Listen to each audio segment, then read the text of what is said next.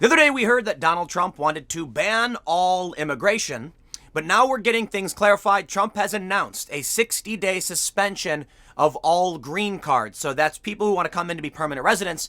Now, some people have pointed out it doesn't make a lot of sense. If he's talking about protecting our health from the coronavirus, wouldn't we want to suspend temporary visas as well? So like tourists and stuff. It's a really good point. But it appears that Donald Trump is not taking this action because he's trying to stop the flow of the virus, which is already widespread in the U.S. He's doing it to protect jobs. And in that, when you look at it that way, it actually does make sense. Green card holders who come here are the people who have access to jobs. Considering we now have potentially 22 million people unemployed, and some speculating that unemployment could reach substantially higher in the coming weeks, what Trump is doing, it does make sense. Now, Democrats have slammed him. They're saying this is a distraction. He's trying to distract everybody from his failures on the coronavirus. I completely disagree. We have a poll from Ipsos showing that 79% of people in this country wanted Trump earlier this month to suspend all immigration in the wake of the coronavirus. So it's a popular position. Basically, the way I put it yesterday was that while Democrats are trying to claim that Donald Trump is distracting everybody, he's actually, he's doing his thing, but it's also kind of a trap for Democrats. See, back in January, he enacts the travel ban. They say he's xenophobic. They say this is going too far. Then, earlier in this month, we see Bill Maher and other people saying Donald Trump's travel ban didn't go far enough. 40,000 people still coming in from China. Missing the context, of course, those are American passport holders and green card holders, which is where it gets interesting now. You complained about Trump not stopping the green card holders and the passport holders from coming in. Guess what? Now he's suspending the processing of green cards. You can't stop American passports from coming in or people from getting passports if they're American citizens, but you're getting what you want. This isn't Trump distracting, in my opinion. It's the opposite. It's him stealing the limelight back. That's the way I described it. But what I want to show you, I got some interesting things I want to talk about. Kind of an update on, where we are at this. We have the story here. Trump announces 60-day ban on immigrants seeking permanent status. I've actually got the poll for you showing that 79% of people in America want this. They wanted this to happen a while ago. So it is the popular position. And as I frequently point out, what I find particularly strange in this media cycle is that you have a media that consistently will take unpopular positions and an activist base that hates Trump that will follow suit. That's why I call this a trap. If a poll shows 80%, okay, I'm rounding up, want this to happen. So Trump says, all right, everybody, I will give you what you want. The media and the Democrats do the same thing they always do. They counter Trump by saying everything he does is wrong. Well, now you've got this twofold problem for the Democrats and their friends in the media. You've got a widely popular position that they oppose, but even their own position they oppose because they were just saying the other day, like I mentioned, Bill Maher saying, you got 40,000 people coming in. Well, you complained about it. Dan Crenshaw said, if you want to make an argument, passport holders and green card holders can't come back in, you can make that argument. Well, Trump just did. Where do you go from there? Let's read this story. The Guardian says, Trump announces 60-day ban on immigrants seeking permanent status in the U.S. Donald Trump has announced a 60-day ban. The U.S. president framed the executive order, which he expects to sign on Wednesday, as an effort to protect American workers from foreign competition. He said it would apply only to those seeking green cards and not temporary workers. Okay, that seems kind of odd to me, and I'll address this. But he did not explain how those whose applications are currently being processed would be affected. It doesn't quite make sense to me. If you want to protect the economy, temporary workers, shouldn't that be suspended as well? I suppose it's fair to point out it may be because temporary workers could be brought in right now for critical issues, meaning we've got a major pandemic. And one of the things brought up the other day was that people who might be exempt from this, as the New York Times reported, are people who are critical for the recovery of the country, in which case temporary jobs might make sense. But in the end, I think the issue is, in the long term, Trump is going for a popular position. Whether it makes sense or it doesn't, whether you agree or not, 79% of Americans are saying this is what they want. Quote, by pausing immigration, we will help put unemployed Americans first in line for jobs as America reopens. So important, Trump told reporters at Tuesday's coronavirus task force briefing. It would be wrong and unjust for Americans laid off by the virus to be replaced with new immigrant labor flow in from abroad. We must first take care of the American worker. I mean, he should. The pause would be in effect for 60 days, he added, after which the need for an extension or alteration would be reviewed based on economic conditions at the time. Under questioning, he confirmed that he might then decide to add a further 30 days or more. I'm going to go ahead and say it's going to be extended 100%, but let's keep reading. Trump said this order will only apply to individuals seeking a permanent residency. In other words, those receiving green cards. Big factor. It will not apply to those entering on a temporary basis. We want to protect our U.S. workers, and I think as we move forward, we will become more and more protective of them. The president, who has long campaigned against illegal immigration and again touted his U.S.-Mexico border wall at Tuesday's briefing, added that the move would help conserve medical resources for U.S. citizens. Yeah, but not if you're still letting in temporary workers and tourists. Technically, yes, but I don't see it that way. I really don't. The math doesn't add up. I get it for the economy in the long run, not for medical supplies, not for preventing the virus. About 1 million people were granted green cards last year. The biggest share are family-based immigration sponsorships for permanent residency of foreign nationals by their American spouses. Alexander Hunter Mihalik, a CNN producer, tweeted, "My wife's green card renewal is being or was being processed. What does that mean for her?" The remarks followed an ambiguous tweet on Monday night that caught his own officials by surprise and provoked an angry backlash from immigration rights groups and Democrats. This is where we get good and spicy. Joe Biden, the presumptive Democratic nominee to take on Trump in November's election, said, rather than execute a swift and aggressive effort to ramp up testing, Donald Trump is tweeting incendiary rhetoric about immigrants in the hopes that he can distract everyone from the core truth. He's moved too slowly to contain the virus, and we are all paying the price. Donald Trump has just gotten Joe Biden to go back and forth on his own policy positions. Slam dunk, man. It's popular, and now you got Joe Biden opposing it. I said the other day, this was a trap, and they have fallen right into it. Biden being played like a fiddle by Donald Trump. I don't know what's wrong with these people. Look, I often reflect on my content, and I'm like, how is it that the Democrats are always doing this? And the reality is, they are. Listen, let me give you the logic. Joe Biden tried to go strong against Trump. He tried to say Trump was not strong enough on China. He complained in an ad, his team, the Democrats, that 40,000 people came into this country. Those were green card holders. Trump just goes, we're going to ban them.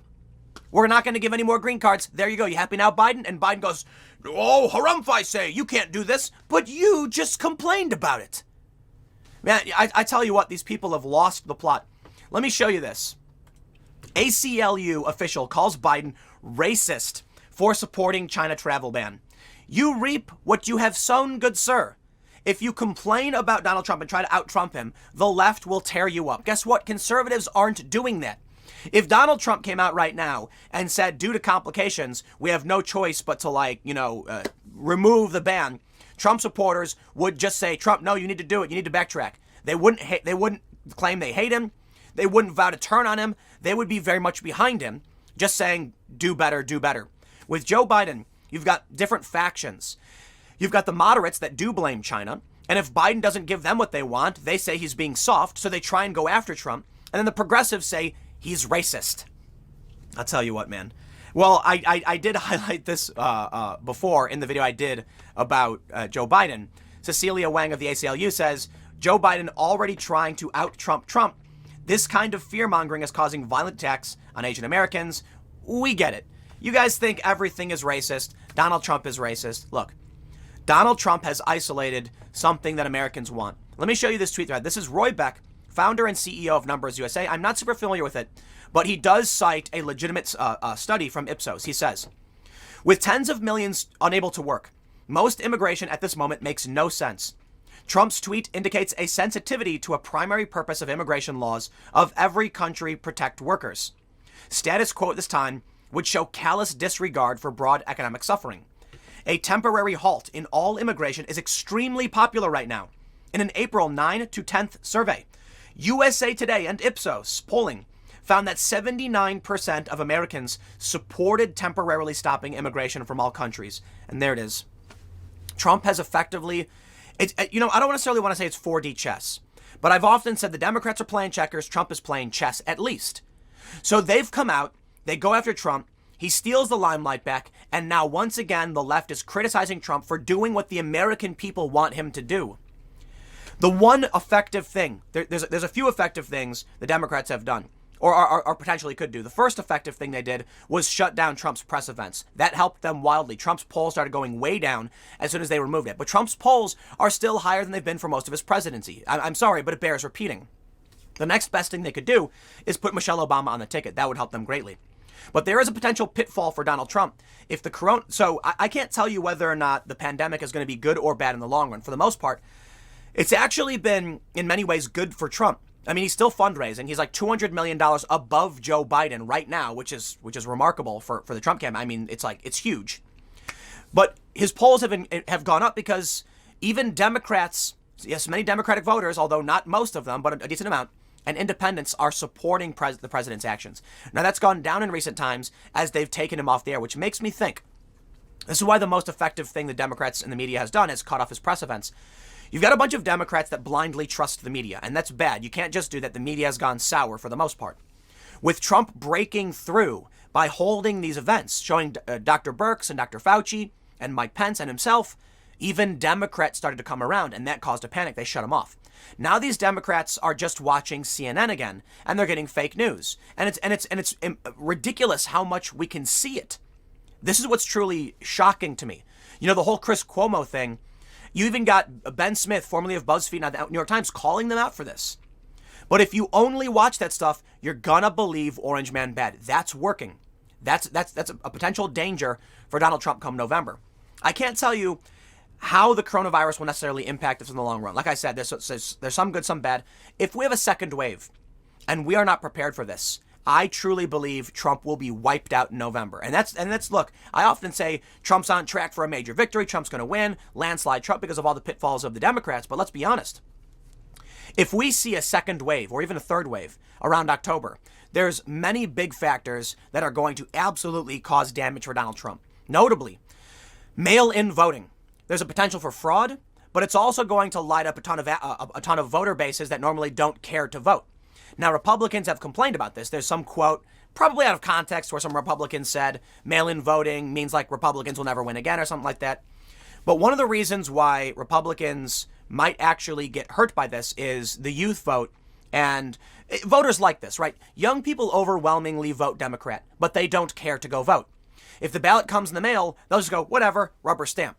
And that will give massive votes to Democrats. Now, Democrats argue, so you're saying that if everyone voted, we'd win? Well, yes. If passive, uninitiated people who don't care voted, then you probably would get major gains. Because you've got emotional arguments versus tough arguments. The emotional argument for immigration is, we love all people. The poor, suffering babies, bring them in. The mature argument is, we'd love to do that, but we can't afford it. Okay, that's a challenge. And so when you offer up someone pie in the sky dreams, they'll just rubber stamp it because it sounds good. And that's an easy win for Democrats. The point I'm making is, I certainly believe everyone should have a right to vote. I don't believe we should change the rules. That's the big problem right now. I also don't think mail-in voting is going to be that big of a factor. I think it's being hyper-focused on. The real issue for Trump is that you're going to see older, more vulnerable people potentially not coming out and voting. But if he doesn't handle this properly in the next wave, you're going to see a collapse in voter turnout. Well, actually, that should benefit Donald Trump greatly. That's why I'm saying I can't tell you for sure how this will play out. But I can now make a more, I don't know, YouTube's going to get mad at me for this one. I'll put it that way. This is a tweet from Erica Andiola. Hashtag don't look away, she says. She says, I am a dreamer, and I don't trust you, Joe Biden, at all. Your administration, the Obama administration, raided my home and deported many people I love. That's why our Latinx community is not supporting you so far. No, thank you. Bye, Biden. Well, with all due respect, Miss Erica Andiola, first, let me point out, I am absolutely in favor in a pathway to citizenship for Dreamers. Many people have said that's a concession from a 10-year-old policy proposal. Yes, 10 years ago, you offered something to the negotiating table, and everyone said no. That doesn't mean you can just skip right over that process and now go to give them all citizenship outright. No, we're still there. You put on the table, we want Dreamers a path to citizenship. And I believe that's the right thing to do, because what do? Do you take these people who spent most of their life here and send them to a country they've never been to? I understand it's tough. Many people disagree with me. I think it's an ethical conundrum, a problem we're facing. But let me just be critical of Miss Erica here. You're a dreamer. You don't get an opinion on the president. I mean, first of all, you can have an opinion on anything you want. But what I mean to say is, I don't care about your opinion on the president because you are not a citizen of this country. I believe that moving forward, we should figure out a way to get you that right and get you that access. But for the time being, let me tell you what's going on. You were brought into our house by someone and you didn't know what was going on because you were a minor. That person is now sleeping on our couch, and we've agreed we don't want them to be sleeping on our couch anymore. What do we do with the child? Well, we can, now that they're an adult, we don't want to just boot them out into the cold, so we're having an argument. Me and my roommates are trying to figure out what to do with the person who's been sleeping on our couch. Now, you may be pitching in on rent and utilities and stuff. It doesn't change the fact that you're not on the lease, okay? So half of us are saying, look, let's just put them on the lease. They can take that bedroom. The other side saying, no, dude, we don't want to do that because we've already got too many people here. I mean, it already takes long enough to use the bathroom. You don't step up and then say, I think so-and-so should be right. No. You sit down, all right? My respect to you as an individual, your dignity, and your constitutional rights, because everybody gets those. But let us have a discussion about how to deal with the people who came here in violation of our laws, and we'll figure that out. That's going to get me in trouble on YouTube. But I do think it's kind of funny. I mean, this tweet's from March, that in the middle of a pandemic, we're trying to figure out how to deal with our economy, our jobs, and how to keep our people healthy, and how to make sure that they have access to hospitals. And what I mean by our people is the United States of America and its surrounding territories. And it does, to a certain degree, include immigrants, green card holders, etc. But undocumented people who are here, we can't properly, that we struggle to track, that came here in violation of our laws, you don't get to just skip the line. I'm willing to make those concessions, all right? And I think people are deserving of some kind of amnesty. But I recognize not everybody is. And I recognize it might be too pie in the sky, we can't afford it. But you know what? I do take particular offense to someone coming into my apartment. I'm advocating for you, bro. But if you're going to come in here and now argue that someone, that you want to decide who gets to be in charge of how rent is paid and who goes on the lease, running, my apartment. No. Dude, you can't do that. Okay, I get it. You've been crashing here for a while. All right, this has been my house the whole time, and now you're crashing here. Let me advocate for you. I'm going to argue with them, but you can't do that. All right, listen.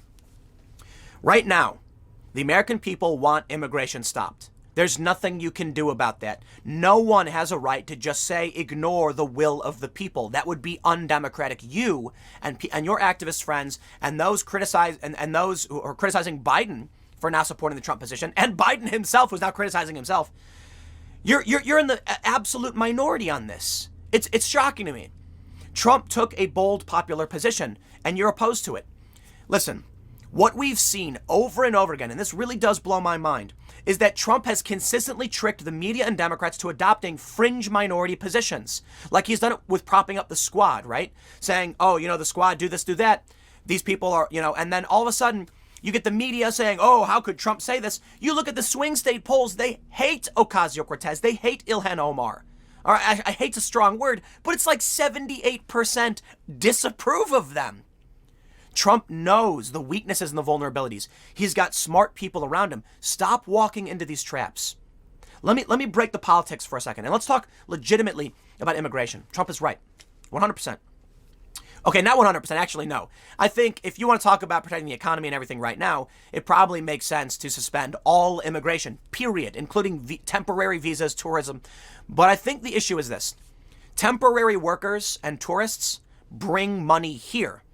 Temporary workers might be a net negative because they're going to come, they're going to spend money they have, they're going to make money, they're going to leave. So it might go back and forth. Permanent green card holders will come here, spend some money, and it's money from external coming into the U.S., but then eventually enter the economy and displace other workers. It seems like it's not a short-term solution. I believe Donald Trump will extend this. I believe he's wanted this for a long time, and now he's getting what he wants. He's using the coronavirus pandemic to his advantage. He's playing the Democrats, and they're walking right into it. All right, you get the point.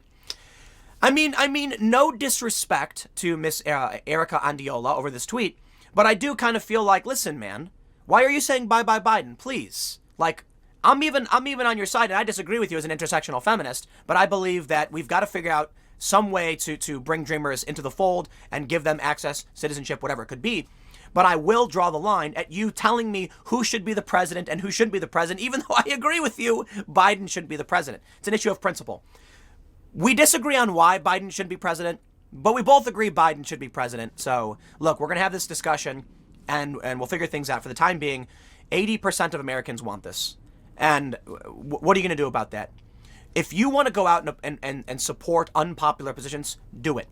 And then wait to see what happens in November. I'll leave it there. Next segment's coming up at 1 p.m. on this channel. And if you haven't noticed, I am in a bathroom of an Amtrak cart. I'm just kidding. Someone asked me that. They said, are you like recording this in an Amtrak cart bathroom? I'm in the van. We got new lights because the other day it was too dark. Truck stops are amazing. And I'm on the road heading to Los Angeles to do a show. Stick around. Next segment's coming up at 1 p.m. on this channel. I will see you all then.